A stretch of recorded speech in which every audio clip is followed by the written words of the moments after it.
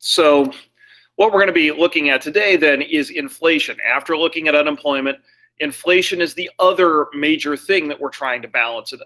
Inflation is something we want to try to keep low, okay? And but it is something that generally we understand that prices are going to rise, but we don't want them to rise too much because we want the dollar to maintain its buying power.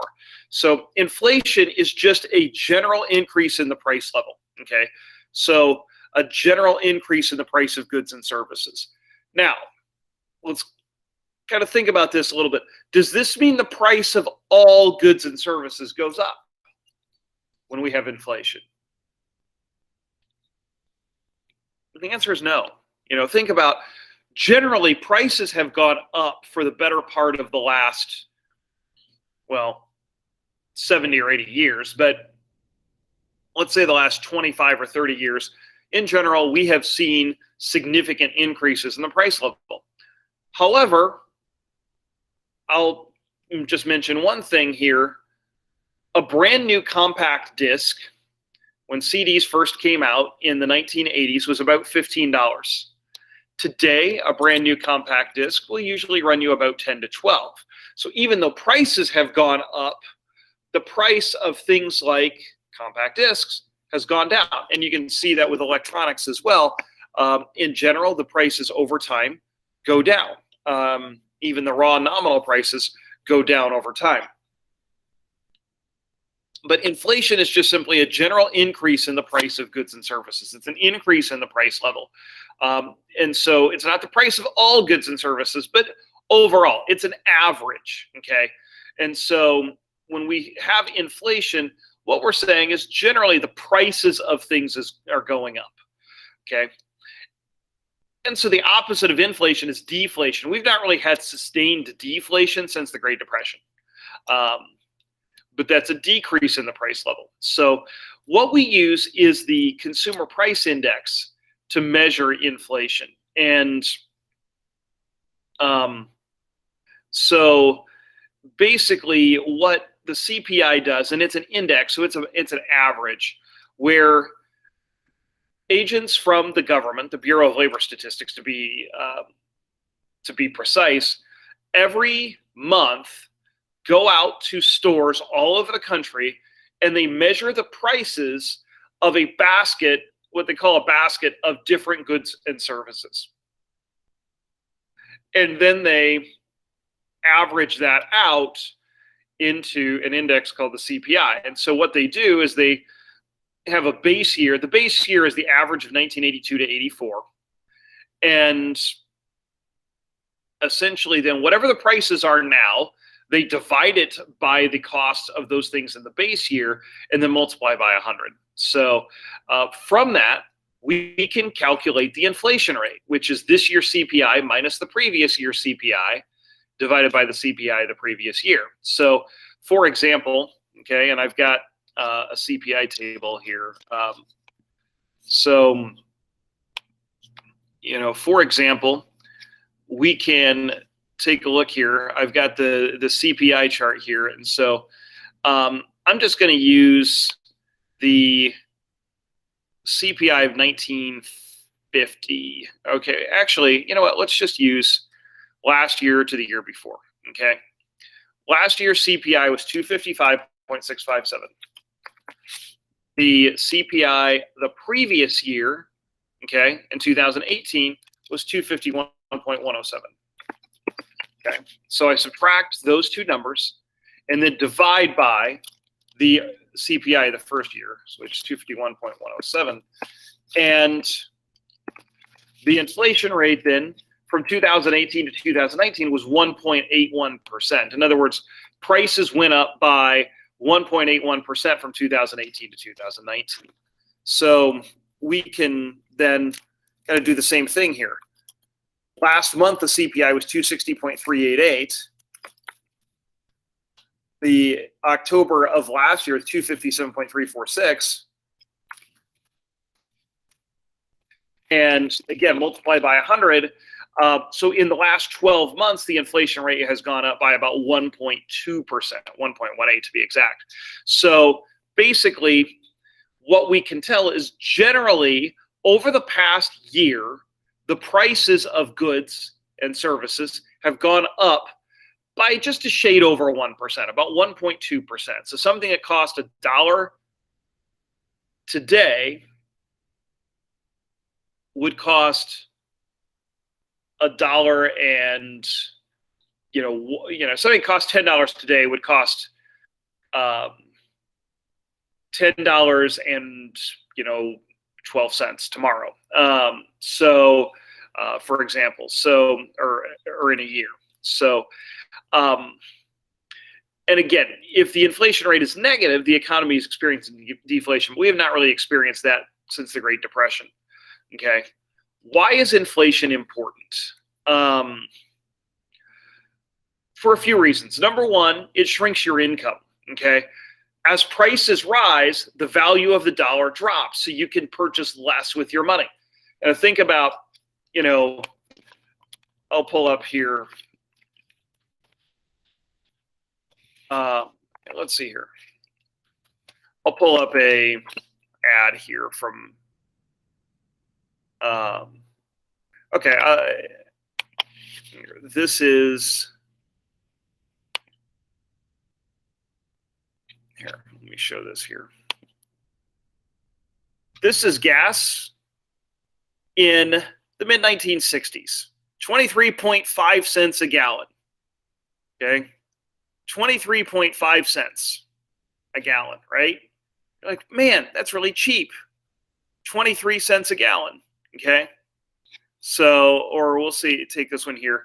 1965, 34 cents a gallon here at Pilot. Okay, like, man, that's super cheap. Well, obviously, think about it. At 34 cents a gallon, you can buy almost 3 gallons of gas with $1. If you had a $10 bill, you could put about 29 gallons of gas in your car. Today, for $10, you can buy about 5 gallons of gas, right? Because gas is about $2 a gallon right now. So inflation eats away at your buying power, okay? Because prices go up, you can purchase less with your money. And so inflation shrinks your income over time. So it hurts people who save, okay? And so there's a formula for calculating your real income, which is your income based on inflation.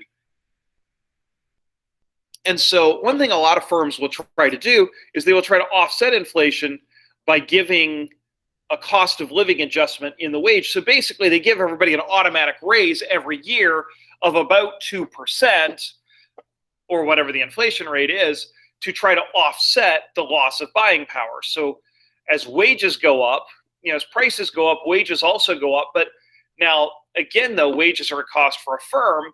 And so what that does is that causes prices to go up as well. And so it kind of becomes a little bit of a spiral. And so this part right here is really important, how to convert prices. And we're going to be doing this here a little bit later. And so if we want to look here, again, this 1965 ad, gas was 34 cents a gallon, okay? And really 35, because it's 34 and 9 cents. So we're just going to take 34 cents, okay? So what we can do is take the price in the previous year, which was 34.9 cents, and multiply times the average of the CPI. So the CPI today is 260.388. We divide that by the CPI in the previous year here, which is 1965, which 31.5 was the CPI in 1965. So, so basically, prices today are 8.2 times higher than they were then. So, so we multiply that times the 34.9 cents a gallon, and it would be $2.88 today. So now, does that 34 cents feel like a bargain? Not necessarily, because 34 cents or 35 cents, 34.9 cents in 1965 has the same buying power as $2.88 in October 2020. And, that's actually more expensive than a gallon of gas is now. And so understanding that formula is really important. It's a fairly easy formula, but take the price today, to figure the price today, convert to today's prices, just take the price of the previous year and multiply it by the CPI today divided by the CPI the previous year. And you can use that to convert any prices from any years. So the other thing that inflation does is it increases asset prices. Okay, the prices of homes, the prices of of stocks, the prices of bonds, the prices of things that are financial assets or investments, because they can be bought and sold, and they were bought with previous dollars and they can be sold with today's dollars. So, for example, a house purchased in 1990, a typical middle class 3-bedroom house in 1990 would cost about $55,000 or $56,000. That house, if it were purchased with a 30-year loan, would be getting paid off right now. That same house today would be worth about $200,000 to $250,000. So if somebody sold that house today, they'd sell it at about a 300% profit. So inflation, as a result, increases or helps those who are in debt and hurts those who save. Because if I am saving money, what I'm doing is I'm setting money aside to buy things later. But the problem is later the prices will be higher. The money that I am saving now is not going to be worth as much when I buy whatever good it is in the future. And so it encourages people to buy now instead of later. And what that does is generally drives up prices now, because it encourages people to borrow and buy things now. And that kind of feeds on itself and causes prices to go up. So inflation does help those who are in debt because, for example, that house you bought in 1990, 30 years ago, you're just paying off now. Well, you're paying off a $50,000 or $60,000 loan. But the thing is, today, people make a whole lot more money than they did in 1990. So you're paying off a $60,000 loan with $20. And so it's much easier to pay things off because we get paid more now, right? People get paid more than they did 30 years ago. And so inflation helps people who are in debt, hurts people who save. Now, what has the general trend in the United States, as well as most other places in the world, been, especially the last 50 years? Toward inflation or deflation? Inflation. The trend has been toward inflation, right? We've seen prices rise pretty substantially and pretty steadily over the past 50 years, especially in the 70s and early 80s. Since the early 80s, inflation has been a little bit more steady. But understand what has happened to the national debt since then, okay? Who owes more money than anybody else in this country? It's the U.S. government. So the United States government kind of has an incentive to keep, to at least pursue a little bit of inflation, to at least allow a little bit of inflation, because inflation will help the U.S. government pay off its debts and also really allows it to finance its debts. So that's one of the big consequences of inflation. So what causes inflation? Okay, now this is the book definition, and I'm going to kind of dive a little bit deeper into this over the next couple of weeks. But there's generally what's seen to be two causes of inflation. And to really understand this, we kind of have to understand aggregate supply and demand. Okay, one of those causes is what we call demand pull inflation. This is the primary cause of inflation. Okay, basically what happens is in demand pull inflation, you have more dollars chasing same amount of goods and services. So what happens is demand for goods overall increases, or what we'd say the aggregate demand for goods increases. As a result, the demand curve moves to the right, and thus prices increase. Okay, so increased demand causes prices to increase. That's demand pull inflation. Now, why does this happen? Inflation is always caused by an increase in the money supply. inflation is always a monetary phenomenon. And so what happens is when we increase the money supply, when the Federal Reserve puts more money into circulation, or the central banks put more money into circulation, now you have more dollars chasing the same amount of goods and services. Now, the hope is that the number of goods and services will increase through economic growth, but still you have more dollars chasing that same amount of goods and services. And again, buyers compete against buyers to purchase goods. And so when you have more buyers because you have more dollars, that drives up prices because the buyers compete against each other. The market's coordination and cooperation, but buyers compete against buyers for the scarce resources that exist. And so as there are more dollars chasing the same amount of goods and services, that drives up the price. And so that causes demand pull inflation. And so we see this at and close to full employment, usually at when an expansion is getting really, really strong is usually when we begin to see inflation at its greatest. So, and again, what causes demand pull inflation is an increase in the money supply, and it is always caused by an increase in the money supply. Now, there's the second type of inflation called cost push inflation, and it is more short term, okay? And generally will lead to inflation kind of in some areas, but not necessarily in others. What cost push inflation usually does is lead us to recessions. And so what happens in cost push inflation is there's a reduction in supply because of an increase in the costs for businesses. Now they cannot supply as much at the same price as before. So the supply curve moves to the left, and as a result, prices go up, okay?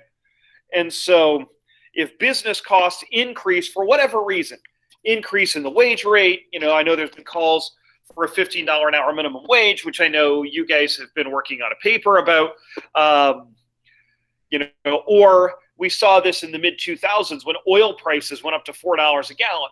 Well, now the cost of just about everything has gone up because every good has to be transported, it has to be delivered on things that use gasoline, farm goods, tractors don't run themselves. They run on gasoline. So when oil prices and gas prices went up, the price of everything went up as well in the mid 2000s.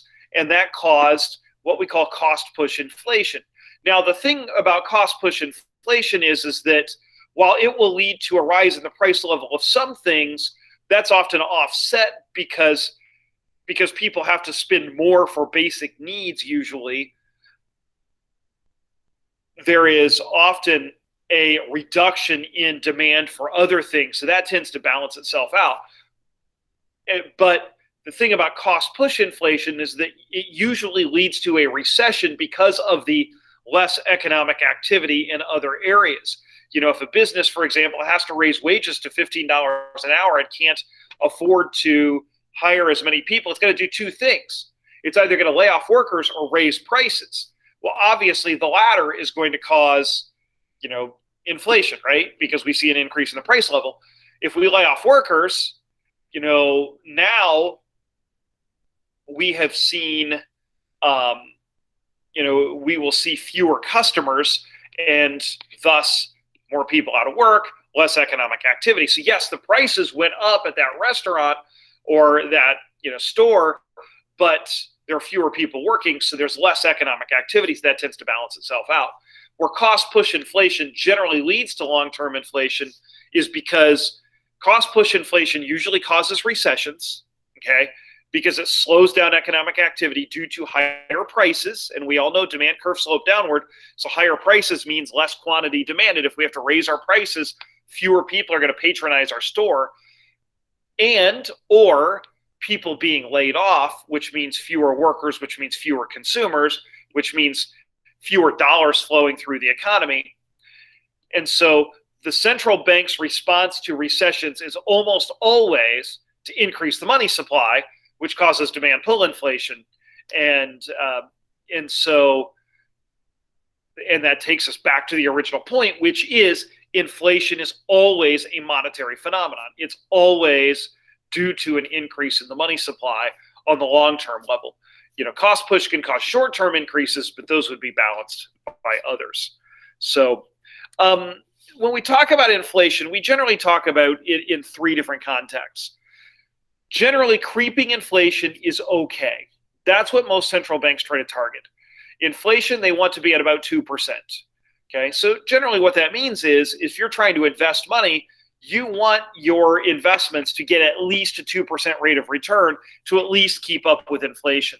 And so safe investments like a savings account or a bank CD will usually pay less than that.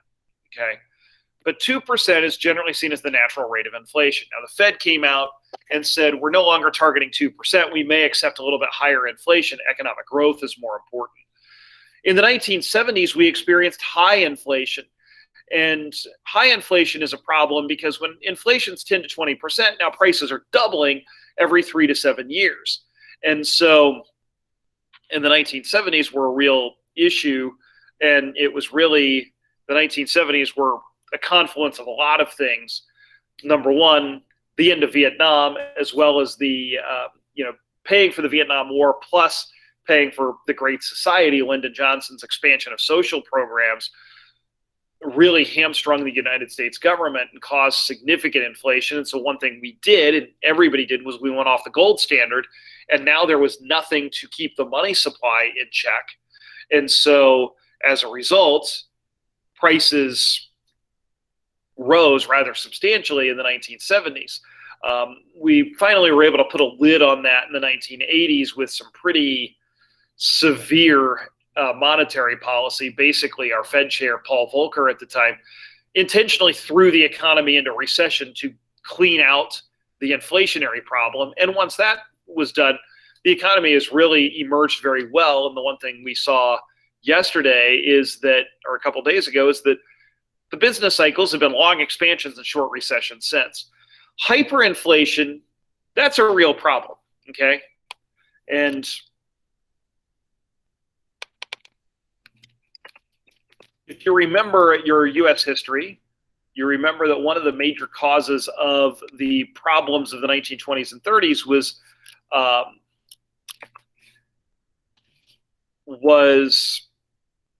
the reality of hyperinflation. And the reality was that their money was becoming worth less and less because essentially the central bank just kept pumping more money into the economy to the point where it was just worthless. Now, it happened because they were trying to pay off war debts. Zimbabwe did the same thing. And notice here, this Zimbabwe note of $100 trillion was worth less than $1, okay? And so you have hyperinflation. Hyperinflation basically makes money worth less to the point where it eventually becomes worthless. When you experience hyperinflation, you're generally looking at an extremely rapid rise. So prices are doubling by the day or they're doubling by the week. And so essentially when you have hyperinflation, your economy just crashes completely because the money, the medium of exchange, is completely worthless. And as a result, nobody is willing to lend money. Nobody's willing to borrow money. Well, people are willing to borrow money, but nobody's willing to lend it. Interest rates are really high. Because of that, now you can't borrow money to, say, build a building, to open a business. Workers don't want to get paid in, dollars because, or whatever the currency is, because it becomes pretty much worthless. In Germany in the 1920s, people would get paid on a Friday morning and they would basically run to the store to buy things because the prices would double by the afternoon. And so generally what has to happen is the currency almost has to be completely eliminated and a new one often replaces it. And in places where there's hyperinflation, a lot of times barter and foreign currencies end up becoming the primary currency in that country. I believe Zimbabwe, after they essentially canceled their money, used US dollars for a while, used US currency because it was a sound currency. So, that's, again, where inflation causes problems. So, again, just to recap, Inflation is an increase at the price level. It causes our savings to be eaten away, causes the value of the dollar to go down because prices have gone up. And inflation is always caused by an increase in the money supply, and thus can cause a number of issues.